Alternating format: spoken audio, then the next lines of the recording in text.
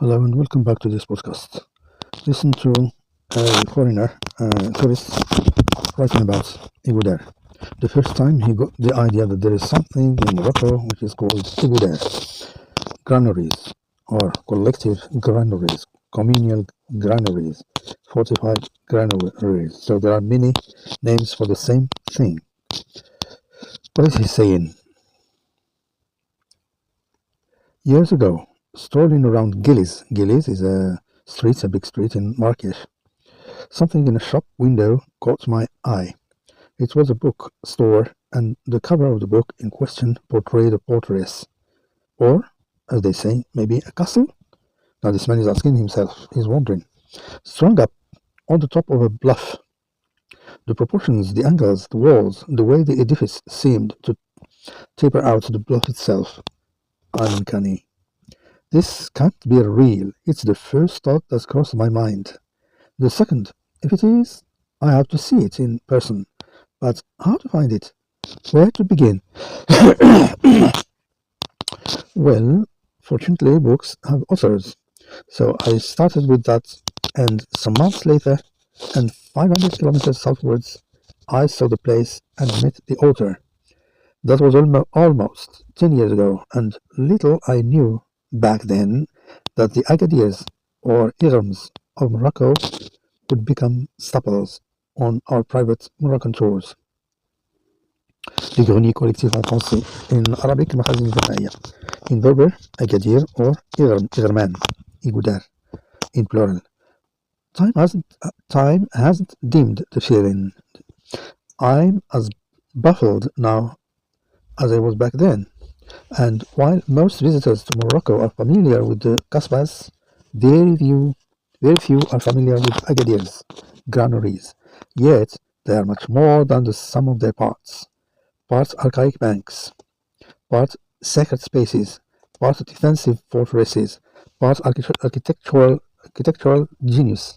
They are repositories of culture. No, not museums.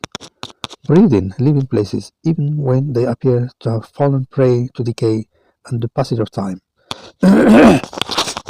Every year, my wanderings through Morocco draw me back. Is it the Baraka of the saints that have trod them centuries past? Only the cobbles could tell. This year, 2024, bears particular significance.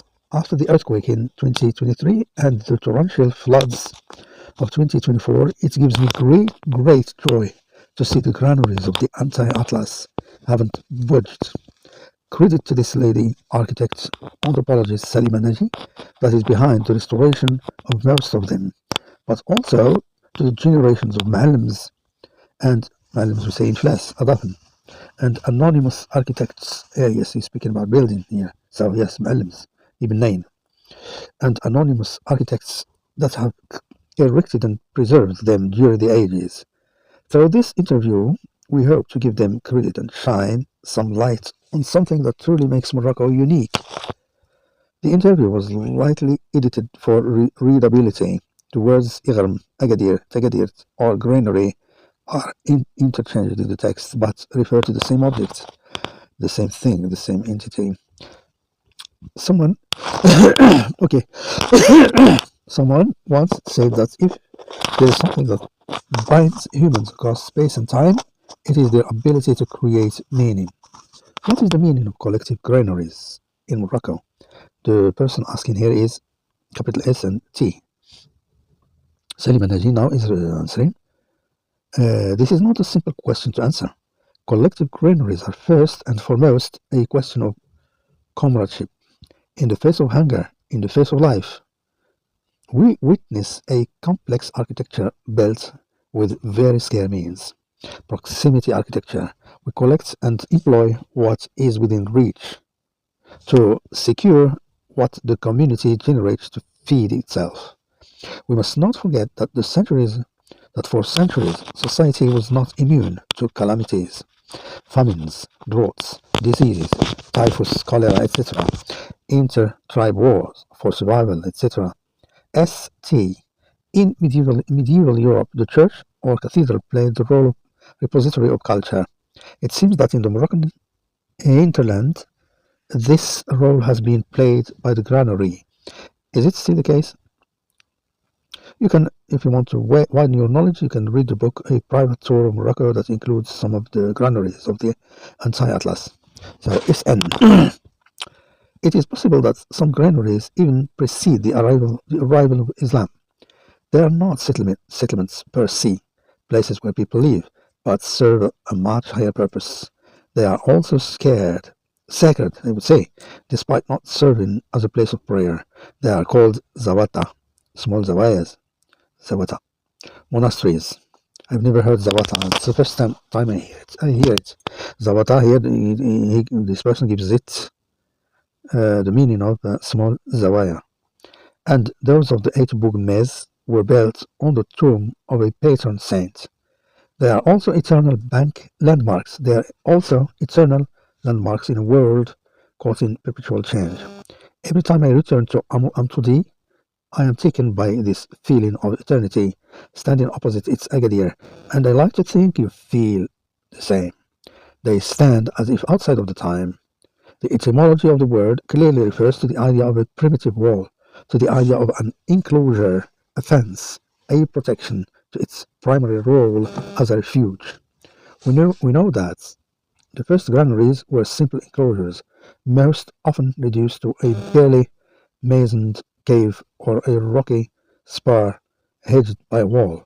These words, which all belong to the same linguistic roots, mark therefore the birth of a heritage. St. All this would explain that this feeling of the eternal prevails even when the granaries are in ruins or even almost erased. SN. Granaries, granaries are also a whole crowning of human effort. And what an effort! Very small communities have sheltered their grain to ensure the survival of the group over time in an arid climate where they have to wait for rain for years. These granaries are built over decades, over 2, 3, 4 generations, 1 or 2 centuries, sometimes more. The granary is a receptacle. The spiritual value of these places is enormous. Sacred places, it's what they are. Places unbeknownst to the general public, yet truly representing a quintessence of architecture and spiritual values specific to the Kingdom of Morocco. There is no place where you can find a Gouda in the same shape and the same building and the same profile like Iguda in Morocco. ST. How are they different from Kasbahs? What do they store? Are they more than just archaic banks? SN. Salim and Naji. The essential difference lies in collective heritage versus private. The granary is collective. The Kasbah is a local lord who, at a given moment in history, extracts himself from the community to build his private residence. It's like a big villa or a big palace. It is also why these granaries move us. They embody the power of the group, faced with adversity, misfortune, the hazards of life. It is also an architecture that yields life lessons. What is the most important thing, which is eternal, essential? Respect your fellow man, witness your reserves increase, shelter it, feed yourself, protect yourself, survive, while the Kasbah collects what was built for the individual. There is this question of equity and solidarity that I spoke about at the beginning. For a long time, the Kasbahs were built pledged to the Qasr, enclosed stone at Doub village. Kasbahs boomed under the colonial occupation. When a few local pashas who sided with the French, such as the Glaoui family, the Gundafi, etc., in the palm grove of Skura, one such example is the Kasbah of Amaridil, which appears on the 50 dirham notes. There are also bloodline Kasbahs of a clan. We see some in the Middle Atlas, in Eight Bougmez, etc., which are used to store fodder, meaning still intact. ST. So far, you have restored many fortified granaries and qasrs throughout Morocco, mosques, minarets, synagogues, fortified tagadiats, or kasbah residences, tiny heritage. SN. It is so tedious, so long, demanding. I never asked for a fee, or else we could not achieve the completion. People do not realize it is not enough to muster masons. You have to survive, support, inspire. Make sure that everything is understood. Stay on site. Control the quality of the materials, the completion, the people. You have to pay overtime. These highly qualified malmeans, master craftsmen, and stave off all third-party interferences. I talk in detail in my book, Architecture du Bien Commun, about the invisible reed blocks, the petty corruption, the ill will. It is easy, rather, it is easy to derail a project. When you take it all into account, we are lucky to rescue these sites. It is really difficult. ST, how did you start all the way in the beginning, and where did the idea come from? What drives you? SN, what made me undertake these restorations is that, in each case, the place was very important for the villagers. I didn't ask myself any questions. For the first one, the coincidence made that I had just received a family inheritance. I chose to restore everything, but with the people and for the people. It's still the same case presently. I just financed the roofs of the attic of Adrs granary again with my own funds. My first job was in 2003, the year 2003. Yes. And then there was the torrential rain of 2004. I was doing my doctoral research in the field. I was with the Aquino family to whom I remained very close. Suddenly one night of torrential rain, a section of the attic of Agilui granary was washed away. If you want to know the whole story, here it is. The Hussein Aginu, son of Hajj Abdullah, president of the local association, took legal charge of the situation to organize the restoration in compliance with the law. I offered to cover the workers' wages. Many refused, arguing that the attic is their ancestor and that they must therefore restore it free of charge. It was sublime. Frankly, I still hold them in the same esteem. Hajatullah is a true grandfather figure to me. It has created bonds for life. Coming back to Agilui, it was 2003-2004, difficult because the attic was cramped.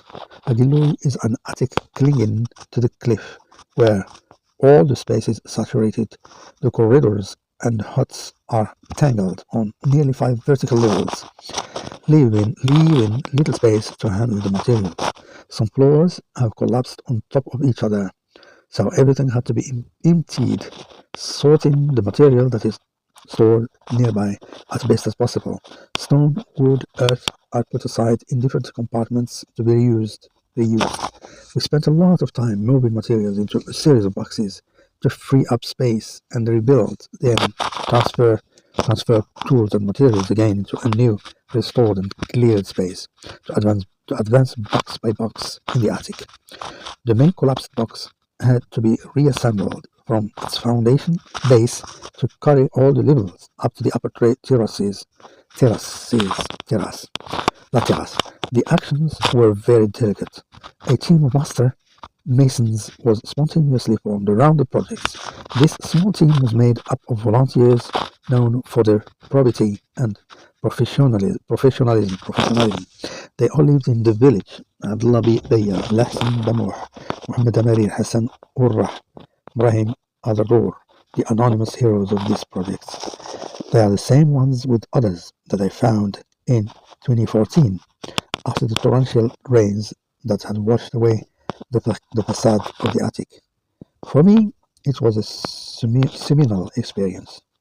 I have an immense debt to these communities who formed me, accepted me as I am, who shared everything. Despite having followed advanced studies in architecture, I nevertheless learned a lot on these construction sites. Moreover, I do not receive any remuneration for these restorations, but that doesn't bother me. It must not disappear, and it is also thanks to people like you who support us regularly. But to come back to your question, what motivates us? Why save? Well, the feeling of gratitude and also the reward, to reward the people who keep them alive. For the people, this granary is essential as a tribe to their ancestors. Moreover, they call it our mother.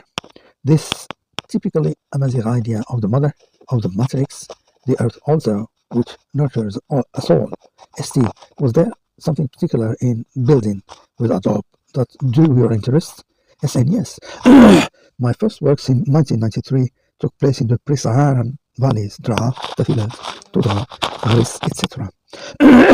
If I may digress, a decisive moment for me was being able to visit the, the earthen villages of Gao, Jen, and Timbuktu in Mali in 1995. I stayed there all summer. I lived in Gao for weeks, as well as in Jenny, with the villagers in traditional houses. It was there that I became aware of the vitality of earthen architecture. On returning to Morocco a few months later, I had acquired the deep conviction that I had to take care of this earthen heritage, because it wasn't extinct, dormant, certainly, but alive. Okay, this is it. I hope that you learned something about Egodar, Iraman, or granaries, fortified granaries, les greniers collectifs. Thank you for following me, and I think I will touch again and again about this subject in the future.